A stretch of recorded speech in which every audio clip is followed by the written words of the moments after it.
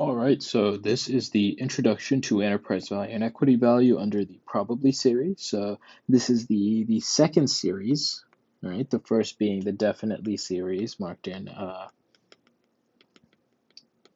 red, right? So the definitely series are questions that you will definitely get during your investment banking recruitment process, and the probably series are questions that I believe that you will probably get, right? In order to kind of put yourself in the best standing, you should know the definitely series and the probably series, and then also a couple of like the other concepts that I'm going to cover that are a little bit more um, niche than the ones covered in these two series, right? But at the end of the day, I mean, the point is that if you're able to go through both of them, you'll be in relatively good standing in terms of the technicals and then also in terms of the behaviorals, right? So when it comes to particularly how I essentially source the questions that I have in all of my videos. Those are all questions that either I got throughout my recruitment process or essentially at my school, which is a target school,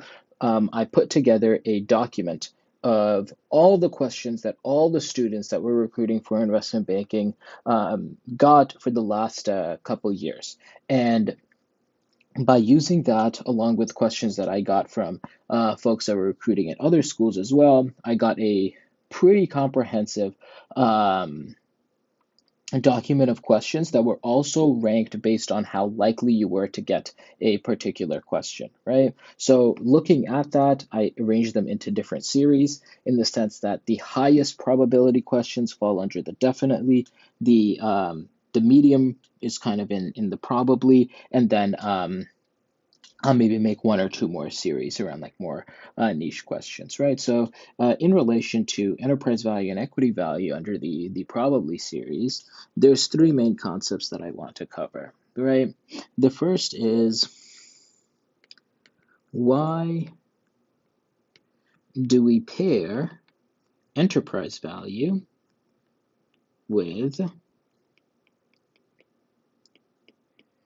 EBITDA or revenue or whatever the case is? Why not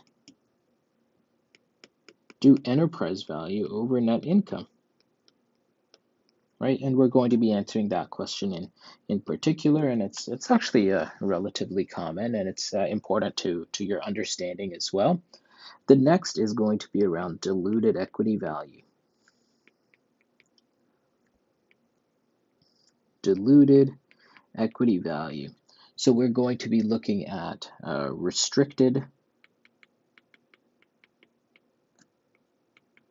stock units.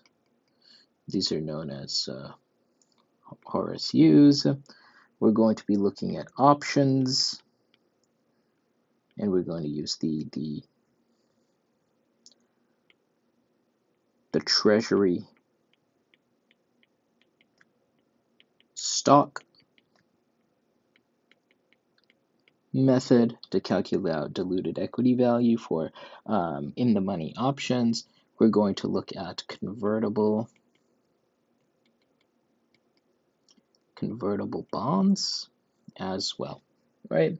So if you guys don't know what I'm talking about when I'm saying that, it's no problem at all, but these are just going to be concepts that we'll be covering. And then the last one that we're going to be covering is how different events impact enterprise value and equity value, right?